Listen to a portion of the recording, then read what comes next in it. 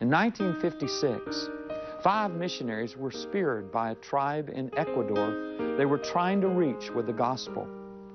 One of the men's sisters went in, and eventually that tribe came to Christ. Later, the young son of the pilot who was speared went into that tribe. Steve Saint tells the story of what happened when those 5 men were speared. Not only Steve today, but also the man who speared his father, Mincaye. My dad was killed when I was just a little boy, and it was with 4 of his friends, and it was a really violent killing. And people ask me all the time, you know, how I could forgive the people that killed my dad, including grandfather Mincaye, who I think was the one who finally did kill my dad. But, you know, I'm sure that they don't understand the perspective from which I saw it all.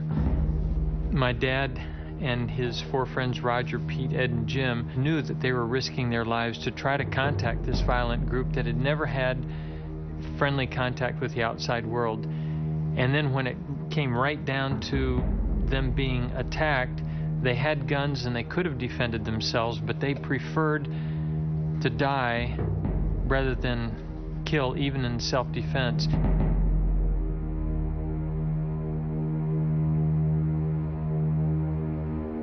My aunt was living with a young girl from the Waodani tribe who had fled. My mom went on praying for the Waodani, and then Aunt Rachel went back in to live with these people for the very first time as outsiders. And my aunt knew that there was a risk, and I knew that there was a risk that she would be killed too. Well, by the time a year and a half later, when I got to go in and live with Aunt Rachel with these people who had killed my dad, that isn't the way I saw them at all. I saw them as being the most special people in the whole world. I mean, why else would my dad have been willing to die for them, my mom go on praying for them, and my aunt risk her life for them? People think it's so amazing that I would forgive Mincaye, but you know, in their culture, because he killed my family, it was my right and my responsibility when I grew up to kill him or his family. But when I went in to live in the jungles, I was just, 8 or 9. And I didn't have any of the skills that I needed to live in the jungles. And Mincaye, I went to my Aunt Rachel, and he said, "What's wrong with Steve?" They call me Babette down there. "What's wrong with Babette? He doesn't know how to make poison for his darts, he can't make darts, he doesn't know how to use the blowgun, he can't track animals." He said, "He doesn't know anything." He said, "Who's going to teach him how to live?" And my aunt said, "You having speared his father, who do you say should teach him to live?" And he came back and he said, "Me having speared his father, now I say I myself will teach him to live." But you know, in doing that, because he had started walking a new trail, he had no idea. I was just a little boy. He had no idea whether I was going to walk God's trail or whether I would use the skills that he was teaching me to come back and kill him. But he forgave me what he assumed I would grow up to do, because he had begun walking this new trail. So really, if you look at it in the reality in which it took place, the forgiveness that he was willing to believe that I had given up my vendetta against him, and then gave me the skills that I would need to carry it out if I didn't give it up, his was maybe the greater forgiveness than mine. When I was a teenager, my sister decided that she wanted to be baptized, and my mom said, "Since you don't have a father of your own who's living, why don't you choose somebody who's had a positive spiritual impact in your life, and I'll ask him to baptize you." Well, Kathy immediately chose Chemo, one of the men who had killed my dad, and Roger and Pete and Ed and Jim. And I thought, you know, look at these men here, Chemo and Dewey and Mincaye. They're the same men who were here at this very place and killed my dad. And now here they are. They're spiritual leaders in our lives. And I realized if we let God write the story, He doesn't always promise that all the chapters will be easy, but He does promise that in the last chapter, He will make sense of all the other things that have happened in our life, even though some of them are terribly painful. And I'm very, very thankful that He has.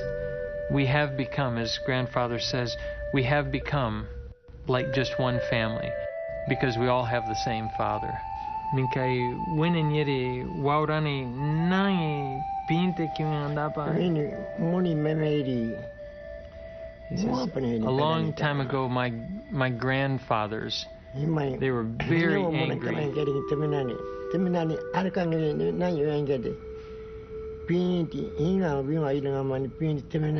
They would die, they were angry, and they were killing each other. Pinte is the word for angry or furious.